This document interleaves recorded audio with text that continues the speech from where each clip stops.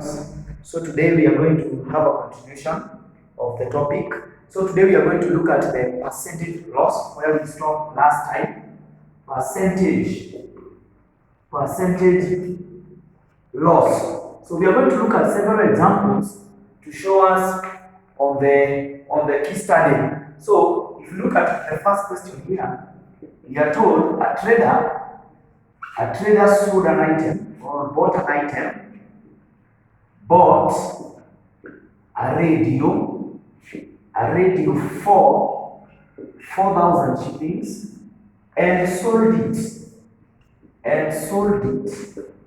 for 3,500 shillings. Calculate the percentage loss. So as we know from the previous cases, loss is when you buy an item at a higher amount, then you sell it at a cheaper amount, so you lose some money. So let's analyze the question. The buying price for that radio was 4,000 shillings. Then the selling price will be 3,500 shillings. So what is the percentage loss in this case? So we draw the table. This person bought the radio, sold the radio, and made a loss on the sale. The buying price is 4,000 shillings. I fix it here. This is 4,000 shillings. The buying price is always our 100%, which is the original amount. Selling the radio for 3,500.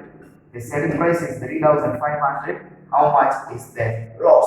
You buy at 4,000, you sell it at 3,500. So loss is the difference between the two. Buying price minus the selling price. 4,000 minus 3,500, you will get a loss of 500. So our reference is at the buying price. So we say 100% will give you the 4,000 shillings.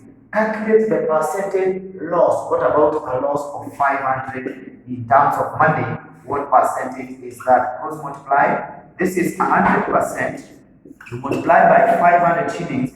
You divide by 4,000 shillings. So we simplify. Shillings and shillings, they disappear. 2 zeros here and 2 zeros there. 1 0 here and 1 0 here.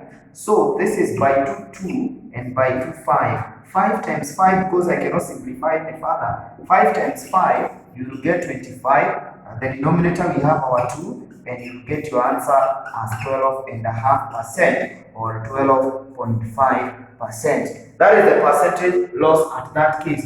Another example too, you are told a trader sold an item for 540 shillings, making a loss of 60 shillings. Express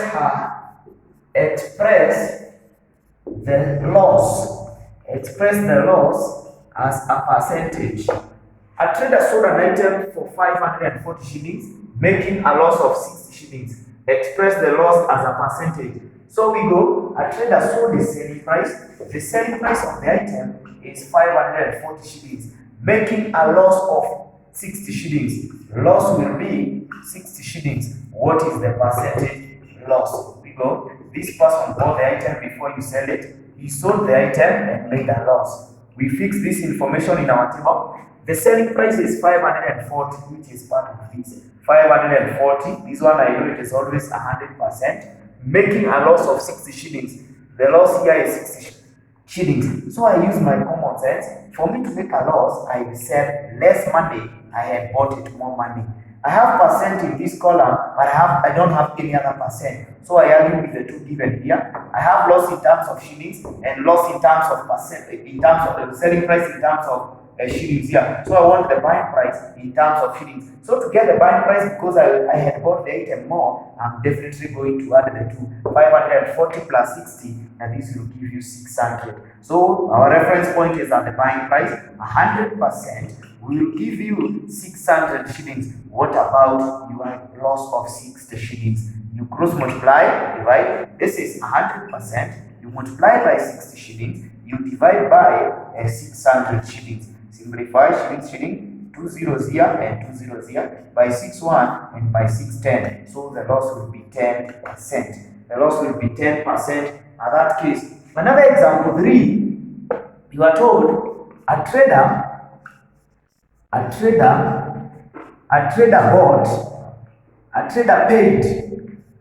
paid 9,250 shillings for an item or sold it, and the person sell it. Sold an item for 950 shillings, making a loss of 7.5%. Then you are asked how much had he paid for the item, paid for it. A trader sold an item for 9,250 shillings, making a loss of 7.5%. How much had he paid for that item? Analyze the question. The selling price will be 9,250 shillings, making a loss of 7.5%. How much had he paid his buying price? So the buying price, we don't know. We drew the table. This person bought the item, he sold the item and made a loss. So in our case, I don't know the buying price from this information, but I know it is always 100%. He sold the item for 9,000. The selling price is 9,250 shillings, making a loss of 7.5%. So we reason out, for me to make a loss, I sell less, I had bought it more. 0.5% here and percent here. I cannot argue with shillings because it is only found in the selling price column. So percent and percent, I want the percentage for this column. 100% minus 7.5. This minus this, you will say 100 over 1. You minus, change it to your proper fraction, 7 times 2, 14 plus 1, 15, 15 over 2. The LCM is 2. 2 divided by 1 is 2 times 100. This is 200 minus 2 divided by 2, 1 times 15, 15. This will give you 185 over 2. Now all of them, they are percentages. So percent, 185, all over 2%. So our reference point now is at the selling price. Let's bring it here. 185 over 2% will give you 9,250 shillings. Let's answer the question. How much can he pay for the item? It is buying price, so the buying price is 100%. I cross multiply this times this, 100%. I multiply by 9,250 shillings. You divide by 185 over 2%. Percent and percent. This is called the special division sign. Let's use the other division sign. This is 100 times 9250. This is 100 multiplied by 9,250. Divide by, use the symbol. You divide by 185 all over 2 is over 1. Change division into multiplication and you reciprocate the divisor.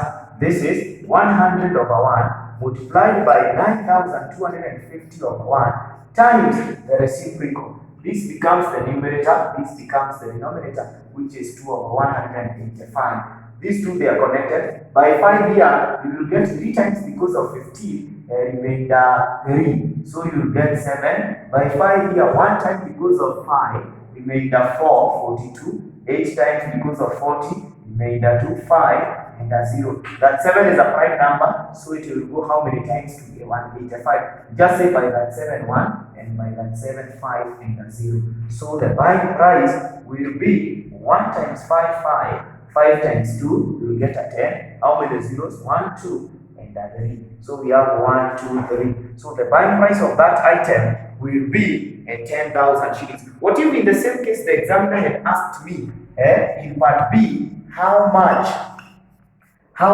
loss did he get? How much loss did he get? We'll just come back here. Remember, if we have this table, so we have the buying price, the selling price, and the loss. We have the same table. The buying price was 100%. The selling price was 9,250. The loss is 7.5%. For me to make a loss, I sell less, I had bought it more. Percent and percent, I subtract. 100 minus this, we got 185 all over 2%. The reference point, 9,250 shillings is the same as 185 over 2%. Now we read the question, how much loss? So we don't answer the 100%. Loss is the 7.5%. What about 7 times 2, 14, plus 1, 15? What about 15 over 2 in percent? I cross multiply. So this means that this times this. This is 9,250 multiplied by 15 over 2%. You multiply by 15 over 2%, all over 185 over 2%. So what do we say? What do we say here? Through our calculations, let's take it. This is 9,250 shillings. You multiply by 15 over 2%. You change the special division sign into the other division sign. You divide by, change this one, 185 all over 2%. You can say percent and percent, they disappear. So you come here, you say 9,250 multiplied by 15 over 2. Change division into multiplication, reciprocate the divisor. Multiplied by the reciprocal, 2 over 185. 2 over 185 by 2 1 by 2 1. So we saw by 5 37, and by 5 here it had given us, okay, let's go. By 5, this is 1 time because of 5, remainder 4, 8 because of 40, remainder 2, and a 5. By that 7 1, and by that 7 5. So we get 5 times 15, and the loss is here we have a 0. 5 times 15, 50 times 15, you'll get 750 shillings as our loss. So the loss is 750 shillings. Another example, that is example 4. Example 4 says like this. A shopkeeper bought 4 trays of eggs. I write for a shopkeeper bought 4 trays of eggs. A shopkeeper bought 4 trays of eggs at 200 shillings. Full stop. During transport,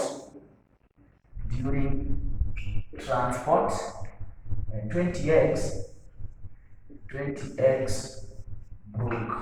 eggs broke. How much could he sell each of the remaining eggs in order to make a 20% loss? Shopkeeper bought 4 trays of eggs at 200 shillings. During transport, 20 eggs broke. How much could he sell each of the remaining eggs in order to make a 20% loss? We drew the table. This person bought the eggs, sold the eggs, and made a loss. So we go. How is the buying price? A shopkeeper bought 4 trays of eggs at 200. At means 1. So 1 tray of egg cost 200 shillings, and he bought 4 trays. Cross multiply. This is 4 trays of eggs. You multiply by 200 shillings. You divide by 1 tray. So tray. Now this one will give us 800 shillings. Now buying price is always our 100%. Then how is the selling? During transport, 20 eggs broke. How much could he sell each of the remaining eggs in order to make a 20% loss? Now, first of all, what you do, forget about the breakages, get the selling price. If this person had to sell the remaining egg, he made a loss. So how much is the selling price in terms of cash here? So he made a 20% loss. Forget about the damages. For me to make a loss, I will sell less. I had bought more money. I have percent in the buying price, percent in the loss column. So I want the percentage in the selling price to do subtraction. 100 minus 20, which is your 80%. How much is this in terms of money? This is the reference point. That 100% will give us 800 shillings. What about our 80%? There we go, cross multiply. This is 80% multiplied by 800 shillings. You divide by 100%. Percent, 0, 0, 0, 0. 8 times 8 is 64 and a 0. So this is 640 shillings. You cannot become excited and say 640 shillings is the answer. Why? 1 egg cannot cost 640 shillings. What is the examiner asking? How much could he sell each of the remaining eggs? Each means 1. one egg cannot cost 640. So the trader bought 4 trays. Now each tray is made up of 30 eggs. So I want to know how many eggs there are. So it is 4 multiplied by that eggs, which will get 120 eggs were bought. He did not sell all the 120 eggs because the sentence says 20 eggs broke. So you minus the breakages, minus 20. So the person was able to sell 100 eggs. So the 100 eggs, they are the ones that gave him 640 shillings. So after selling the 100 eggs, he got 640. Reference point, 100 eggs is equals to 640 shillings. What about your 1 egg? Cross multiply. 1 egg, you multiply by 640 shillings. You divide by our 100 eggs. Eggs and eggs, they disappear. This is Monday, so place the decimals 1, 2, and 1, 2. So each egg was going for 6 shillings and 40 cents. 1 egg was going for 6 shillings and 40 cents. So my viewers, let's stop for at that in this moment. Thank you.